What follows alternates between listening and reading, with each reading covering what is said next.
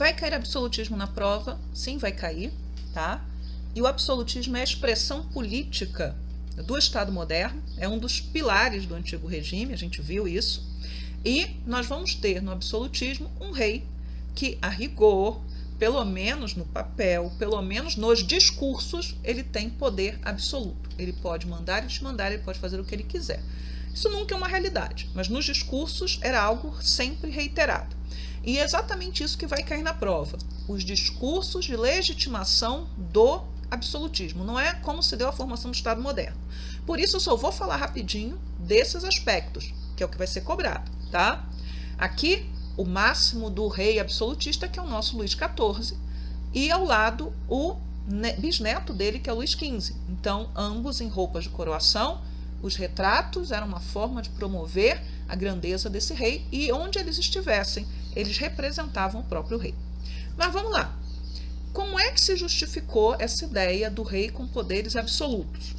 Nós temos 4 pensadores em especial que vão ser utilizados para justificar que este rei tenha amplos poderes, tá? É a justificação ideológica, é isso que a gente está falando aqui. O primeiro deles é o Maquiavel, que é um renascentista. Se você assistiu a aula de Renascimento, eu falei rapidamente dele. E um humanista. O segundo é o Thomas Hobbes, que a gente já viu lá na base, quando a gente falou dos contratualistas das revoluções inglesas. E nós temos o Jean Bodin e o Jacques Bousset, que são os sujeitos que vão defender e estruturar os argumentos da teoria do direito divino dos reis, que é fundamental na França, mas que vai ter influência no pensamento europeu como um todo, tá? Muito bem. O Maquiavel escreveu um livro em especial, que é O Príncipe, e neste livro, que é um manual de política, ele vai defender que o príncipe, o rei, ou o imperador, ou o duque, o senhor daquela região, o príncipe, ele deveria, né, agir como bem desejasse, com o objetivo de garantir o seu poder e o bem-estar comum, tá? As razões de estar do bem-estar comum.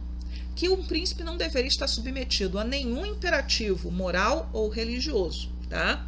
Então, a ideia é que o príncipe deveria ter o máximo de poder possível. Então, se ele tivesse que escolher entre ser amado e ser temido, deveria escolher ser temido, porque quem só é amado pode ser traído, mas quem é temido, as pessoas pensam 2 vezes antes de traí-lo. Então, o Maquiavel, ele inverte uma literatura que era típica da Idade Média, que é o Espelho do Príncipe, que era um manual de bons conselhos. E entre os bons conselhos, normalmente estava ser religioso. Para o Maquiavel, o príncipe ele deve estar acima dessas questões. Para fortalecer o seu poder, para bem governar, ele não deve estar subordinado a nenhum imperativo de fé ou qualquer coisa nesse sentido. O Hobbes, ele escreveu sobre esse tema do poder e do monarca e do Estado um livro chamado Leviatã, que é um monstro bíblico e que para ele é a representação do Estado ideal. Porque o que interessa no caso da justificação do absolutismo quando a gente olha o Hobbes?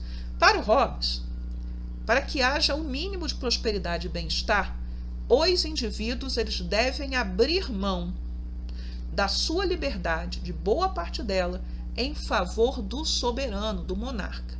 Então ele defende que só um soberano forte, com o máximo de poderes possíveis, ou todos os poderes, poderia garantir o quê? O bem-estar coletivo e o progresso. Porque os seres humanos, se deixados por eles mesmos, eles iriam se destruir. É do Hobbes a frase: o homem é o lobo do homem, tá? E aí a gente entra na teoria do direito divino. Como justificar que este rei possa fazer o que ele bem entender? Porque para alguns autores a ideia é essa. É feio, eles até vão dizer, mas a ideia é essa. Porque eles são os representantes de Deus na Terra. Foi Deus que os colocou para governar. Alguns vão além, vão dizer que eles são próprios deuses em miniatura na Terra. No caso, né, o Jean Bodin, que é francês, que é um sujeito lá do século XVI, então do início da construção desse Estado absolutista, ele vai defender que foi o próprio Deus que instituiu os reis sobre a terra. Ele vai defender que o rei ele deve ter um poder que seja perpétuo, ou seja, eterno, permanente, enquanto ele estiver vivo, e não pode ser limitado, salvo pela lei de Deus ou pelo bem comum. Veja, então, para o Jean Bodin, mesmo instituído por Deus, esse rei ele não tem poderes de fato absolutos, olha só, mas ele só pode ser limitado pela própria lei divina. Então, o monarca ideal para o Jean Bodin, que era católico, era um monarca cristão. Então, ele não está defendendo a mesma ideia que o Maquiavel, não, porque o Maquiavel, a religião, ela deveria ser abandonada se fosse entrave ao poder. Então, assim, o poder real, ele é perpétuo, ele não deve ser partilhado, ele é do rei, ele é hereditário, passa de pai para filho, porém, para o Jean Bodin, o rei, mesmo instituído por Deus, ele tinha que cumprir algumas regras, senão ele se tornaria o quê? Um tirano. Ele ainda continuaria rei? Alguém teria o direito de tirá-lo do trono? Não, mas ele não seria um rei conforme a vontade de Deus, como deveria ser. O outro teórico do direito divino é o Jacques Bossuet. E ele vai dizer, né, que o trono do rei é o trono do próprio Deus. E que os reis vêm além, vêm mais alto, vêm melhor.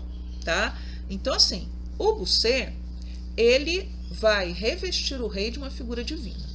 Então, veja só, como é que você questiona um rei se esse rei ele foi instituído por Deus, se esse rei é até divino por compartilhar em alguns aspectos da natureza do próprio Deus?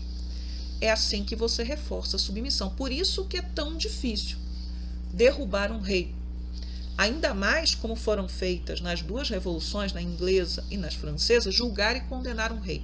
Não é simplesmente um assassinato, um crime, mas o corpo dos cidadãos, porque no Estado absolutista não existe cidadão, só existe súdito, mas é o corpo dos cidadãos que vai dizer não. O rei também está submetido à lei. No caso da Inglaterra, mesmo com a ideia do direito divino, o rei estava sempre, ou deveria estar submetido à lei, porque se Deus instituiu o rei, também instituiu a lei.